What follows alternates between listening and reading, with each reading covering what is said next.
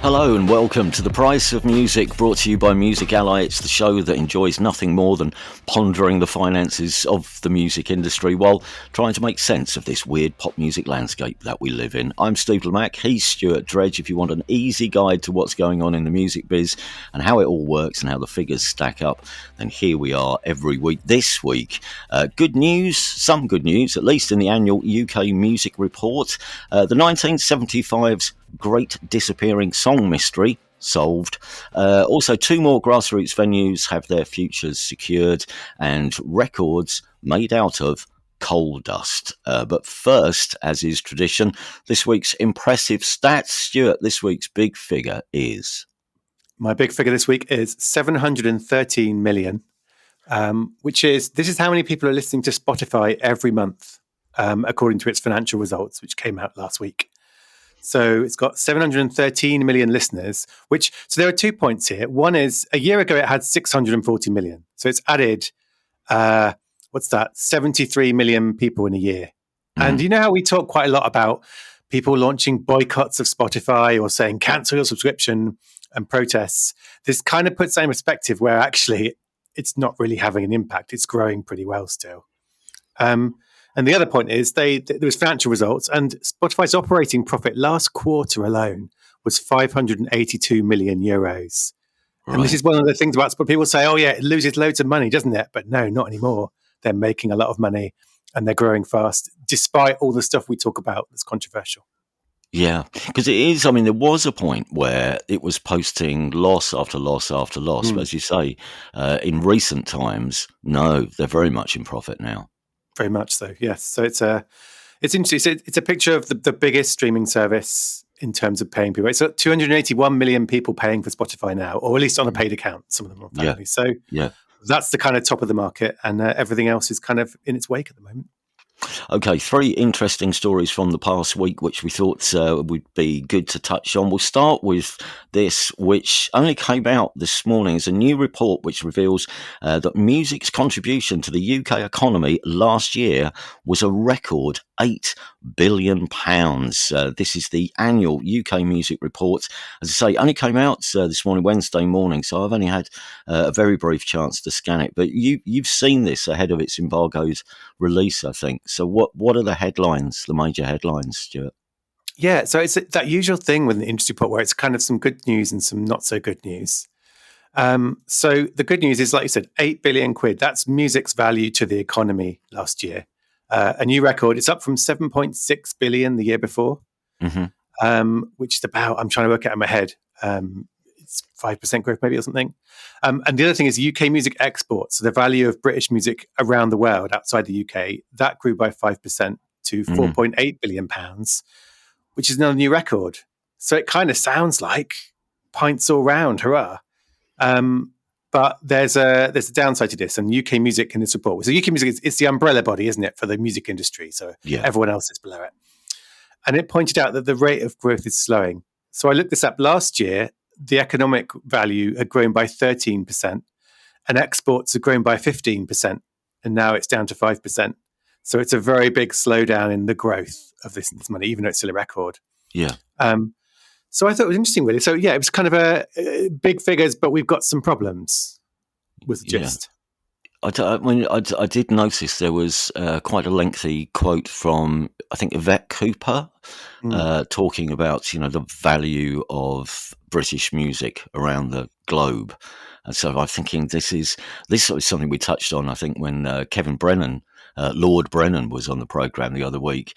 Politicians are very quick to take music and champion it for all it's worth. But actually, around this case, the government have committed some money, haven't they, to help the industry, and I think that's something like £30 million, is it? I think so, yes. So there's some stuff, and this is the other thing, it just says some stuff happening. I was reading last week that there's some stuff happening with music education too, which is something the industry's been asking for. So the government is doing stuff. But yeah, the other thing is that I think this report, and this is always the case with these reports, they're often saying, right, but here's what we want next. Yeah. And it's two things, isn't it, I think? One is we want you to regulate AI in the way we want you to regulate it, make sure that we get paid. And the other thing is that old chestnut Brexit red tape, Yeah. and just the whole thing of touring Europe is still full of red tape and difficult for bands, and they want the government to do. And was it Keir Starmer last week was saying, "Oh yeah, I see that it's a real problem. We're going to sort it out." I felt like there was some movement on that recently in words, but. I mean, the music has been identified by the current government as potentially one of the big growth areas, and it is committed to music, amongst other things, as being they've identified that as somewhere where they'd like to, because this is, I mean, growth is what the government are always going on about at the moment, isn't it? So they've identified music as something which could be very valuable in this. But yes, there are things, again, I saw very briefly in the report something about making it, as you say, easier for UK artists to get out and tour Europe. And it's because touring Europe, and I think it reports as well that an increased percentage of British artists saying, yeah, it's more difficult to tour Europe. I've made less money and it's more difficult. And, you know, in these days where we've already talked about how expensive it is for UK artists to go to the States these days with the price of visas and everything. And I can't see America doing anything to make it easier for artists outside of America to go to America. So Europe's a really important part of an artist's career. And yeah, there are a lot of moves behind the scenes, I think, to try and encourage discussion between Europe and the UK government to create some sort of, you know, creative waiver scheme where it would be easier. But yes, the music industry is definitely pushing for more action from government to try and make it easier for British artists to go abroad. Yeah, and I think it's weird because of these two issues, AI and Brexit. Like AI, there are two sides. There is the AI companies saying, "Please relax copyright rules, stop making us pay for things," and the music industry saying, "Don't do that. That would be terrible." And so the government is sort of between two sides. But with Brexit red tape, I mean, there's no one saying, "No, we should keep Brexit red tape. It's brilliant." Like there really is no argument for it other than it hasn't been dealt with. So I'm more hopeful of that, some real momentum there of saying, right, we need to sort this out. Yeah, I think that part of what's happening behind the scenes is because we think it's a one-way problem, but I think particularly the live music industry is trying to explain, well, no, it's not really, because you're missing out on British artists. European promoters are also now saying, well, we'd like more British artists to come, and we want this band and this band, but they won't come because it's too difficult, because there's too much paperwork and it's too expensive, and the rules are so onerous when it comes to the ease of touring. So I think that's the thing, is trying to get some of the European music industry people to go, no, actually, it'd be in Europe. Hello, Europe.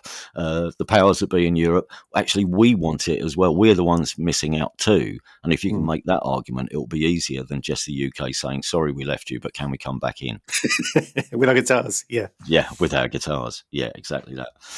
Right, story 2. Now, this is a good one, although what the implications are for musicians from this, and in fact, the entire future of pop music, I don't know. But do you think, here's the question, do you think you can tell the difference between human-made music and AI-generated music? If we were to say, here's an AI track and here's a human track, could you tell the difference? Because, worryingly, a study by the streaming service Deezer suggests you might be wrong when it comes to this.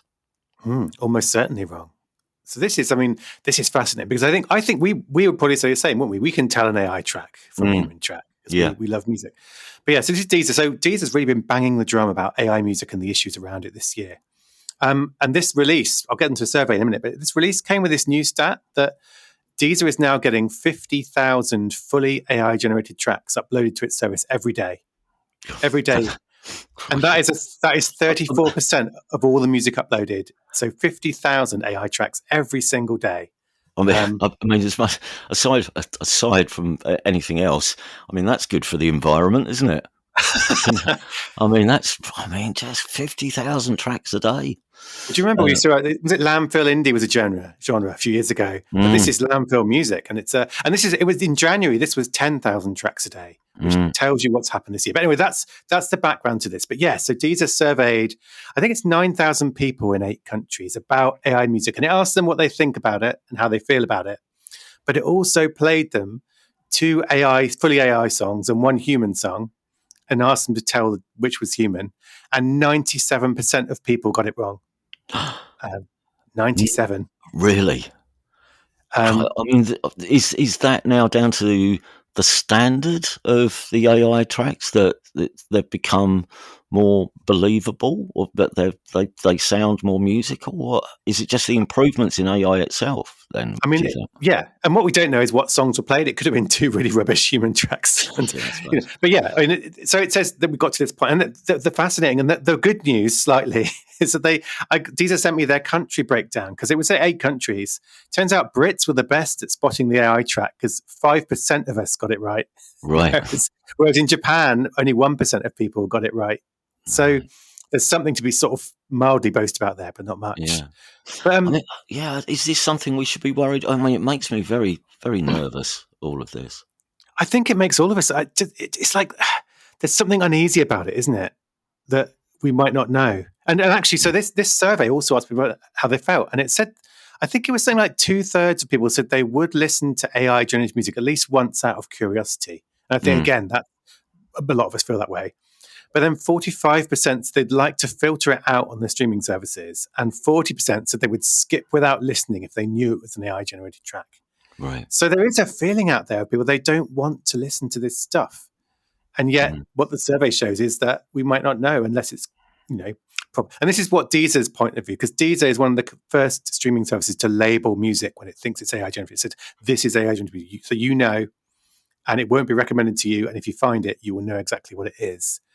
So it's kind of playing into what it's doing there. And this, I think this survey does this survey, and that big stat of 50,000 tracks a day does highlight that if you're a streaming service right now, you need to be thinking about, what do you do about this? Do you label it clearly? Do you kick it off if no one's listening to it? How do you deal with the fact that this stuff really is exploding? And the other thing is, like, and I think we talked before. So if 50,000 tracks a day is 34% of everything uploaded, that means about 150,000 tracks every day, 100,000 human ones and 50,000 AI ones, which, I mean, that's a lot of human music being uploaded. That's a lot of noise there, even without AI. Yeah. So yeah, it's a bit of a wake up call, maybe for the latest wake up call. It's something we'll come back to, by the way, in this week's lock-in, which is that it's the extra bit of the show for Patreon superfan subscribers. But any thoughts you might have, the Price of Music podcast at gmail.com.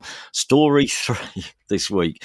The 1975 song Human 2 has disappeared from their last album on the streaming services. So if you look up 1975's last record, it's been it's vanished, right? It's been and obviously a lot of people were saying, well, why suddenly has this been removed? We know the answer now, apparently. We do verified answer. So yeah, so what was the album? It was Being Funny in a Foreign Language was the last album, wasn't it? Was it about 2023, 2022? One with a surprisingly short title for them. Yeah. And it was number 1 in the UK, like a big album. And yeah, this song has gone. And so there's a community on Reddit, the website, where Matty Healy, the frontman, actually has a verified account, and he posts and replies to fans. Right, okay. Good. And so a fan was there going, what's happened to Human 2? Where's it gone? And he replied, he popped up and said, basically, and I'll quote him, Human 2 was removed from the album, so the album is more how I want it to be. And then followed up, I doubt the same will happen with any other records, as I'm pretty happy with them, outside of What Should I Say from Notes on a Conditional Form. So that may also be removed, who knows? And just left that hanging there. I mean, it's amazing, isn't it? I mean, again, only something you can do in the streaming era all of a sudden. But the idea that you can retrospectively just re-track list your record, I mean, imagine. I mean, I suppose we do. Potentially, we can all do that ourselves. Everyone can, put the Stone Roses album into a separate playlist and take out the ones that they don't like. But I don't know why I picked on the Stone Roses. But yeah, now you can just okay, what's wrong with this album? God, I know albums which will end up with 3 tracks on it if the people took the ones that weren't any good. Well, that's it, because I think probably every artist can empathise with this. You look at an album and you can go, I hate that song now. That is not me anymore. Or some songs are problematic in hindsight because culture has moved on, or you've written a lyric that's not. But it's interesting because, I mean, I'm trying to think the closest parallel I can remember was there was a Kanye West album that came out and he kept tweaking with it and kept doing new mixes and uploading it. For a couple of weeks after it came out, he kept releasing new versions of tracks because he wasn't happy. Right. I've had a thing, like when I don't know, 15 years ago, I was spending a lot of time trying to discover new artists. Like I was really properly leaning into finding new stuff. And sometimes I look back at like my favorite songs of 2015 playlist and a load of them are grayed out because the artist has just deleted them from streaming. Really? Whether it's because they've left Spotify or... So this is happening all the time quietly, like songs do go, but this is probably one of the most high profile things. Yeah. But the other thing I thought was interesting was like 1975, they've got a really committed fan community. Like they really go into bat for the band, don't they? Mm-hmm. But the reactions on this Reddit thread are pretty mixed. Quite a lot of people saying, hang on a minute, like we love this song. It's part of our lives. There was one comment that was really interesting. It was like saying, I deeply respect your artistic decisions and I truly admire you as a musician. And you know, there's a but coming. But I think maybe you're missing the point of your own idea that the band is something bigger than yourself. Because once an album is released, it belongs to everyone who connected with it, not just you. Yeah. And I thought that was an interesting, thoughtful comment on why fans are upset, even though it's his band, he can do what he wants. I mean, if people do, and I know there's an argument that people don't often these days listen to albums in their entirety in the same way that we used to, but if they do, you do get into the rhythm of a record as well, don't you? And, you know, you automatically, you know the start of the next one. When a track finishes, your brain's already going, oh, the next one starts like this. And to take a track out, I think is a bit strange. I mean, old school, I've just thought of the only old school rewriting of a band's history that I can use as an example, an illustration of sort of this, is when Pulp's first greatest hits album came out. I can't remember what it was called, but if you scan the track listing of the first Pulp greatest hits album, what's missing? Misshapes wasn't on the album, and I asked about this, and they said, well, just falling out of love, it, don't like it really. Which I mean, one, you know, I mean, it's one of my own favourite Pulp songs. I don't know what, but actually, you know, and also it's not a manifesto really, but for Pulp, but it is a song which describes Pulp, the character of Pulp, so well that I just wonder what they're thinking. What do you mean? I mean, honestly, bands are rotten judges of their own music. That's the conclusion I came to about 20 years ago, and I think probably still rings true. It did make me think, though. Do you remember a few episodes ago we were talking about wrongly track-listed albums, and you had quite a firm view on Blur's The Universal, not Blur's the Universal? No, what's the album with the Universal on? Oh, Great Escape. Was it Great Escape? You had some quite firm views on like how the tracks should have been. Next time you see Damon, get him drunk and say, look, you know what you can do on streaming? You can re-track list it the right way. And I should have done that. I bumped into Damon the other week at a friend's birthday party. That sounds like that's a very clunky name drop, isn't it? I haven't seen Damon for since the last time he was in the studio with us. We're not best mates. He just happened to be at this party, but I should have done that. Yeah. Anyway, right, on to any other business for this week. Actually, we should go back. I don't want to spend too much time on AI, but AI obviously is one of the most talked about issues in the music industry at the moment, and particularly in the past week, it's becoming more and more apparent, particularly after that deal between Universal and Udio, which we covered on last week's program. More and more musicians now and their representatives have started laying down what they want from licensing deals between labels and AI companies, haven't they? Coming forward and saying, look, now you're starting to do these deals. These are the things that we as musicians, this is what we want. And I sense there's a potential for disagreement here. Yeah, in the music industry. Yeah. I can't believe that. So all the way along, the music industry has been saying about AI, you need to ask our permission to use our stuff. You need to pay us, and you need to be transparent about how you're using our stuff. And so what's happening now is the people who represent musicians and artists and songwriters and managers are saying, right, well, those three things kind of apply to us too, if you're a label or publisher signing a deal. And so there's this body called the Council of Music Makers, like yet another umbrella body like more umbrellas than an umbrella shop, really. But it's the umbrella body for the people who represent artists, songwriters, managers, producers. And they came out with kind of a manifesto, saying, right, if you're doing an AI deal as a label, here's what we want. And it's three things. It's basically consent. So a label needs to ask all its musicians, do you agree to be part of this? And that's got to be opt-in. It's not going to be like you're part of this unless you say no. It's got to be, you've got to say yes to be part of this. Yeah. They want full control over how the music is. But the third thing I thought was most interesting, which is like musicians should be fairly paid for all this. And the quote is including lump sum payments, equity, and legal settlements, which is kind of dry, but I wanted to break it down because if you think about Universal Music did a deal with Udio, and there will be other deals like this. Firstly, it settled a lawsuit, and there could be a payment as part of that to Universal Music. And so artists say, okay, well, how are you going to share? Say they've given you 10 million quid, like this is a number out of the air. How are you sharing that with the artists who you've been acting for? They've signed a licensing deal, which could involve an upfront payment. Here's 10 million quid for the rights to use music. How will that be shared out? And it's going to also, it could even involve giving a label a stake in the company. So Universal Music could end up with a stake in Udio in the same way that all the major labels and Merlin, the indie body, had a stake in Spotify when that launched. And at one point, Spotify floated on the stock exchange. Everyone sold their shares, got a big windfall. And then they did share that money with artists. Right. But it's not quite the same as when an artist is getting, you've been streamed 700 times, here's the money you get for royalties. It's like there's all these other ways that labels get paid. And some musicians saying, yes, if you're getting paid by AI companies, we want to know exactly how, and we want to make sure we get a fair share of that. And that is, to your point, that's the argument that's coming next. Musicians want to know, right, you've announced a deal with this company or that company. We want to know exactly how that deal works so that we can understand how we get paid. Yeah. I suppose finally, the other thing then from all that, which you can deduce, is what they really want as well is more transparency. They want to know how much and what the deals are. And they also pointed out that no contracts. Like if you're a musician and you've got a contract with your label, it almost certainly doesn't mention AI if it was any more than like this year. So there's nothing in your contract saying what happens if they sign a deal with an AI company and your music is part of it.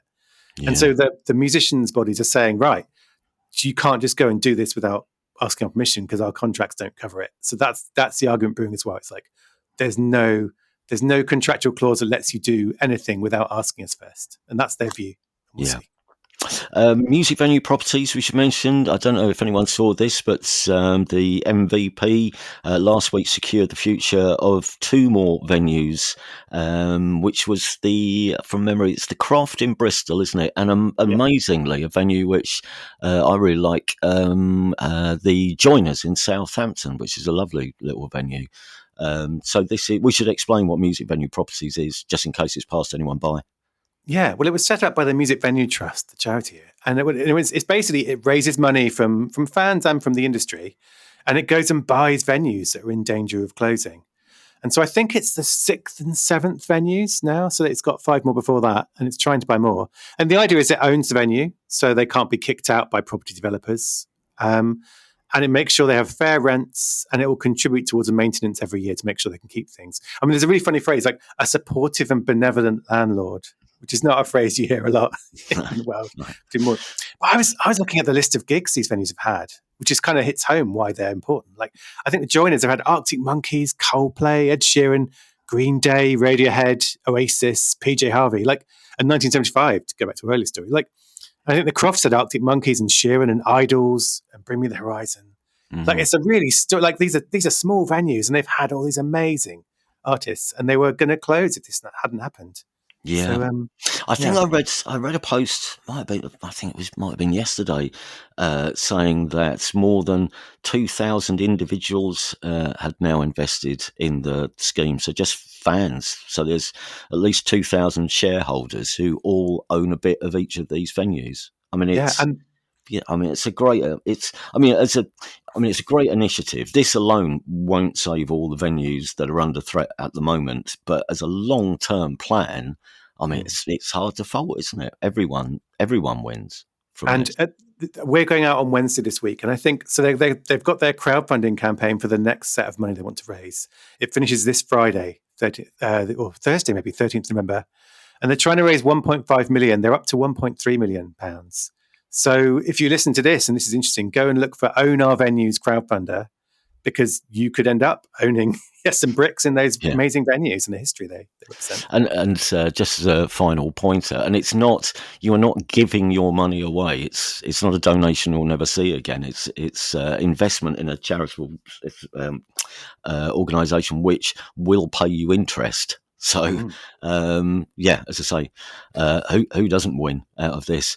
Now this is something we nearly did this story last week and ran out of time. But can I bring back because in these days when we're all enjoying albums again, but probably looking for alternatives to old school, not so eco-friendly vinyl. This enter Ancestral Reverb, a new vinyl record. So this is a new vinyl record made using coal dust. And yes, that sounds strange. I mean, I don't know how it works. People are making records now of all sorts of stuff, aren't they? Bamboo, coal dust. Tell us more about Ancestral Reverb. Yeah, so this is interesting because I think we all now, when we think about something like coal and coal mining, we think, oh God, the planet is burning. Coal is fossil fuels. And this is a project, I think it came originally from the Durham Miners Association. And it's got a great high concept pitch, this record. It's Moby meets Brastoff. Right. Which is great. Okay. So what they've done is that they've got a poem which is taken from the words of miners and their families, read out by an artist. And they've got music from kind of the colliery bands, which is one of the, those amazing set of brass bands. And that's the record. And yeah, they collected fragments of coal from, I think it's Blackhall Colliery Beach, up in Durham, to embed in the vinyl. So if you see it, it looks kind of dusty. It looks like it's got coal. Not disappointing in that respect. Right. And it's kind of, so what it is it's a project that's trying to celebrate kind of the history of mining communities, and how they kind of, the stuff they stood for, like solidarity and workers' rights and safety, and obviously the famous standing up against government. But it's also then looking forward and saying, well, actually, these principles of these communities can be applied to help us keep the planet safe. Yeah. So kind of applying the principles of the mining communities to saving the planet and bringing those two things together. So it's a really interesting project. And this is a really good way of kind of getting everyone talking about it, I think. And they were selling them, I think they made 100, they impressed 100 of these things. And I think maybe only 40 of them were for sale. So it's quite limited, but you can listen to it on Bandcamp. And I really liked it, yeah. Last week, once again in the lock-in last week, we were talking about. Well, I was trying to make the case for changing the chart rules for the UK albums chart by suggesting that because it's so clogged up with old greatest hits records and albums that have been around for years and years and years and years, and maybe we take some of those out in a similar way there's been a change to the Billboard singles chart rules. Anyway, as a part of this conversation, I did mention Fleetwood Mac's Rumours is still in the top 30 of the UK album chart. And they said, I mean, who's still buying into this? And I think it was literally a day later when you came back and said, I found an article about why Fleetwood Mac are still popular. What was it? Where was it from? Yeah, it was an article in Variety, but it's from a guy who's written a book that's called literally Why We Still Love Fleetwood Mac's Rumours. So he's written a whole book answering your questions. Brilliant. And pointed out that, yeah, it was the most streamed album from the 20th century on Spotify 2 years ago. Right. And it's over-indexing for Generation Z, so young people. And two things I got from this article. One point was, like, it's one of the most famous breakup albums until Lily Allen, isn't it? Like, it's a really famous, like, was it 2 or 3 marriages in the band were disintegrating and they recorded this and it's laying it all out. But apparently young people just see it as like good vibes. They're like, this is they interviewed some people and like saying, yeah, I put it on when I'm in a good mood. I probably wouldn't put it on if I was breaking up with a partner. I put it on when I'm in a good mood because it's very nice vibes. So that's interesting. The context is changed. But also, apparently, the thing that Gen Z people respond to is it's not just a band of blokes. And the fact that it's a mixed gender band where the women were not just singing, they were writing the songs, they were a core creative part of it. That apparently resonates really strongly as well. And that's one of the reasons people cite when they say, why do you like Rumours? Yeah. I mean, there must be other albums of that era, though. I guess I suppose it's fulfilling prophecy. This, if you're in the chart, then more people are going to be aware of the records that are going to listen to it, so it will carry on being in the chart. But there must be other records, examples of records that have the same vibe, if you like, from a similar era that, have disappeared without trace. But there you Well, go. also the algorithm does it. So when a lot of young people start listening to something, the algorithm go, well, you're young. You might, but that is kind of like it's not just about what music sounds like the say other music. It's about what people who are like you demographically listen to. So if you're a record label with some 70s stuff, you maybe want to think about how do we get this? How do we get the young folk to start listening to this? Because once they start, then the algorithm kicks in and does it for you. And I wonder if that's why we'll see people doing stuff on, for example, TikTok, like marketing campaigns for classic 70s albums. You might start seeing a lot of that because that's what can often kick this off. But for the moment, Fleetwood Mac seem to be the champions. Okay, and finally this week, why might you want to listen to Thundercats' remix of a famous Diana Ross song through and I quote, bone conduction lollipop? I mean, bone conduction lollipop are probably playing the Joiners tonight. What is this? Okay, look, I need to give you insight into my struggle as a journalist. So I get a lot of press releases, and there's often no good pictures. Like it's just a company logo. And this press release came with a picture of Thundercat in a lovely mohair cardigan with his hair in bunches, sucking a lollipop. And so I was like, right, whatever this story is, it's important. I'm covering it because it's not about the logo. But this is like a deal. So it's like a marketing thing, really, for a mobile game, Candy Crush Saga, which for listeners who haven't played it, it's one of the biggest mobile games ever. I think it came out a long time ago, like 10 years ago. It was the biggest mobile game in the world. It's still played by 180 million people every month. And they have this annual music thing where they just have music in the game and they have a thing around it. And this year, Thundercats remixed Upside Down by Diana Ross. So one of the bangers. Yeah. And they've made these bone conduction lollipops. So basically what you do is you put this lollipop in your mouth. Yeah. It's got a little vibration speaker in the stick. And it transmits the vibrations through your teeth and jawbone into your ear. So you hear the song, but it's not playing outside. Like it sounds... And I actually went on thinking, this sounds, I kind of know bone conduction sound is a thing. But I was like, is it real? And it's true. It can be done through your teeth in a lollipop. And so you hear this remix and you can go onto this website and order one for free. I don't know what use you have for it after, one listen. Well, yeah. I mean, if nothing else, I mean, that's a party stopper, isn't it? Well, quite. Have a go on this. You don't want to pass it around like you pass your earphones around, though, would you? No. You ever go on this lollipop? No, thanks, mate. No. We're out of time for this week. Thank you very much for listening, as always. If you are enjoying what we're trying to do, please do spread the word. Tell your friends or colleagues or members of your family. You can obviously leave us a review. That always helps somewhere online. And alternatively, of course, you can support us, as mentioned, via Patreon. We do an extra 15, 20 minutes of the show, which is just basically it's me and him chatting about music and occasionally money for, as I say, for 15, 20 minutes. But some of it's quite interesting and occasionally there's a good gag in it. And this week, there's a challenge. There's a Deezer style challenge, I believe, coming up. You can become a super fan of the show at patreon.com/thepriceofmusic. Or if you'd just like to get in touch with us, send us an email.